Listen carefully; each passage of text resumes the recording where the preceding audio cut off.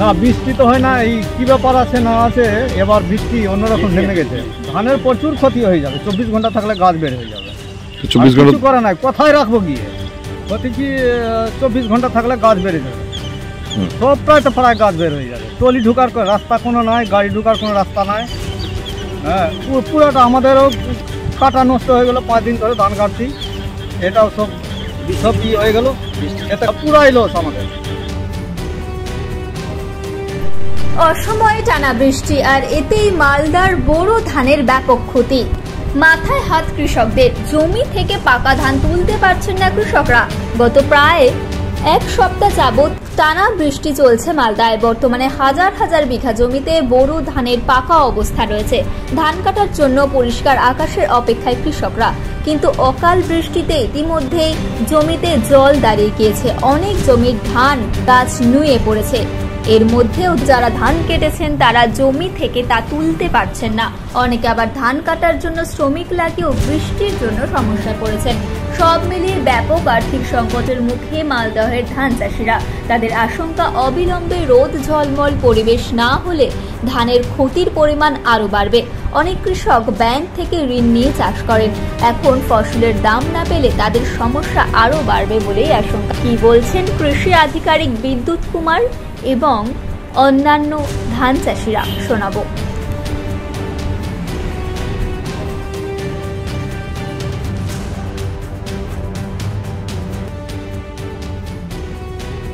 পৃথিবীর 3 ভাগ জল 1 ভাগ স্থল, তাই পানীয় জলের অভাব নেই। কিন্তু বিশুদ্ধ পানীয় জল একটাই, বৃষ্টি অ্যাকোয়া। প্রতি ফোঁটায় আনে তৃপ্তি, মেটায় তেষ্টা। বৃষ্টি অ্যাকোয়া, বিশুদ্ধ পানীয় জল। কি ক্ষতি হলো ধানের? বৃষ্টিতে সম্পূর্ণ ধান শুয়ে পড়েছে,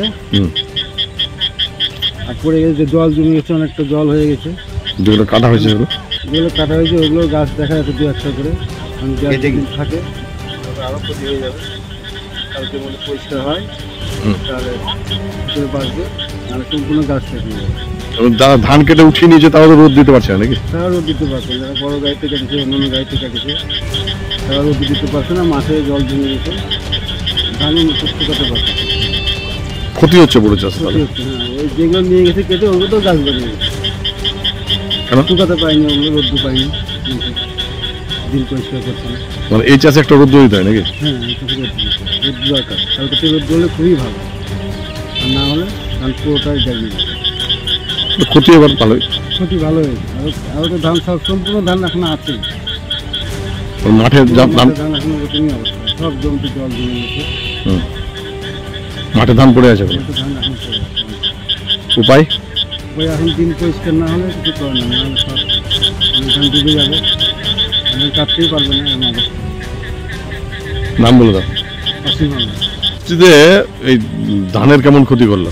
বৃষ্টিতে ধানের ক্ষতি করলো মানে শুয়ে গেল ধান, আর যেগুলো ধান কাটা পড়েছে সেই ধান তো অনেকটা গেজে গিয়েছে। কিরকম গেজে গিয়েছে? এখন পাইটরা তো সব চললো নিজের বাড়িতে। হ্যাঁ, এখন কবে আসবে না আসবে বৃষ্টির সামনে, তারপর ধান মারা হবে। এই ধানের দাম পাওয়া যাবে না? না, ধানের দাম পাওয়া যাবে, ধানের দাম পাওয়া যাবে, প্রচুর ক্ষতি হবে। কদিন বৃষ্টি ছাড়বে, কবে ছাড়বে না ছাড়বে। কত বিঘা পড়ে আছে এরকম? প্রচুর বিঘা, ওই খাটিয়াখানার রাজবাড় প্রচুর পড়ে আছে, প্রচুর। আমাদের এই মাঠে তো অনেকটা পড়েই আছে, দেখা যাচ্ছে গোটাই, গোটাই দেখা যাচ্ছে। ধান তো গোটাই শুয়ে গিয়েছে আমার ধান। বৃষ্টি তো অসময়ে। হ্যাঁ, অসময় বৃষ্টি দিয়ে দিল, এরকম টাইমে দিল বৃষ্টি, মানে শেষ করে দিল, সর্বনাশ করে দিল। তো ক্ষতি কেমন হলো? ক্ষতি ভালো হয়েছে, ভালো ক্ষতি, ভালো ক্ষতি। ধান কাটা মুশকিল, জল হয়ে গেছে, কাটা মুশকিল। যেগুলো কাটা পড়েছে সেগুলো গেজে যাচ্ছে। খরচ উঠবে না? খরচ উঠবে না, অনেক খরচা করেছি, খরচ উঠবে না। বৃষ্টিতে কি ক্ষতি হলো ধানের? ক্ষতি কি 24 ঘন্টা থাকলে গাছ বেড়ে যাবে, সব প্রায় গাছ বের হয়ে যাবে। টলি ঢুকার রাস্তা কোনো নাই, গাড়ি ঢুকার কোনো রাস্তা নাই। হ্যাঁ, পুরোটা আমাদেরও কাটা নষ্ট হয়ে গেল। 5 দিন ধরে ধান কাটছি, এটাও সব হয়ে গেল, এতে গাড়ি ঢুকবে না, গাছ হয়ে যাবে, সব সম্পূর্ণটাই গাছ বের হয়ে যাবে। লস তাহলে? পুরাই লস আমাদের।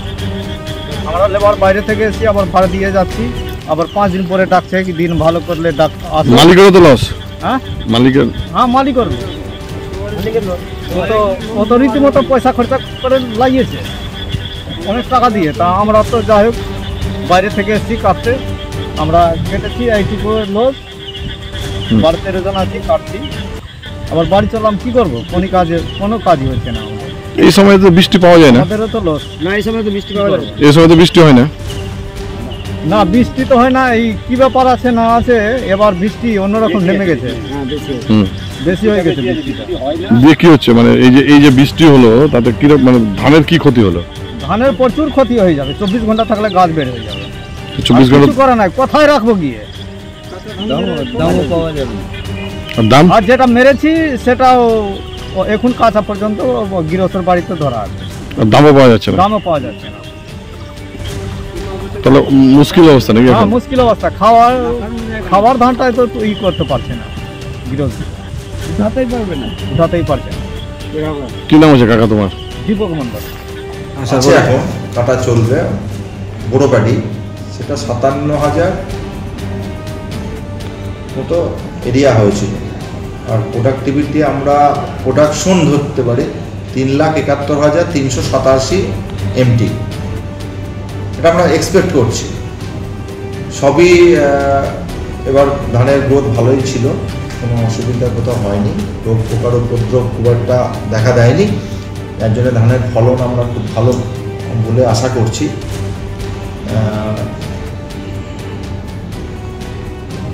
কিছুদিন থেকে 2-1 দিন আমার কিছু এলাকায় একটু ভারী বৃষ্টিপাত হয়েছে, কিন্তু এর আগের দিন যেদিন হয়েছিল আমি এডিও সাহেবদেরকে সতর্ক করেছিলাম। সবসময় আমরা এডিও সাহেবদেরকে সতর্ক করি যে এই ওয়েদার কন্ডিশনে যেন তারা সতর্ক থাকে, তাদের স্টাফ এবং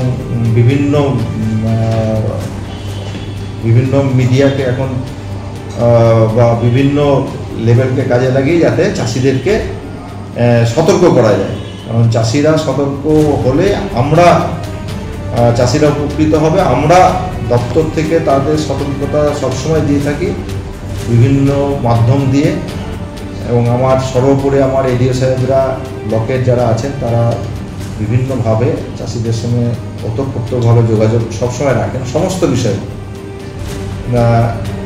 কদিন আগে বামনগোলা এবং হবিবপুরে একটু বেশি বৃষ্টিপাত হয়, একটা সংবাদ মাধ্যমে, লোকাল সংবাদ মাধ্যমে খবরের কাগজে দেখলাম, দেখে সঙ্গে সঙ্গে আমরা এডিও সাহেবদের সঙ্গে যোগাযোগ করি এবং তাদেরকে বলি এনকোয়ারি করে ব্যাপারটা দেখতে। এডিও সাহেবরা তৎক্ষণাৎ এনকোয়ারি করে ফিল্ড ভিজিট করে সেটা দেখেছে, সেটা যেটা হয়েছে সেটা ক্ষতি হওয়ার সম্ভাবনা কম।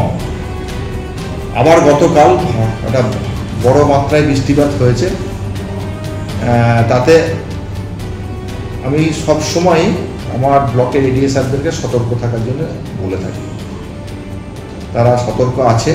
গতকাল বৃষ্টিপাত হয়েছে বামনগোলা, হবিবপুর, চাঁচল আর অগ্লুমলদায় কিছুটা বেশি বৃষ্টিপাত। তাতে আমি খোঁজ নিয়েছি এবং তাদের এডিও সাহেবদের কাছে যা রিপোর্ট, সেই রিপোর্টের ভিত্তিতে একমাত্র হবিবপুর ব্লকের বৈদ্যপুর জিপির পার্বতীডাঙ্গা মৌজাতে একটা বিল এলাকা আছে ছোট্ট, সেইটা লোল্যান্ড, সেখানে কিছুটা জল জমেছে এবং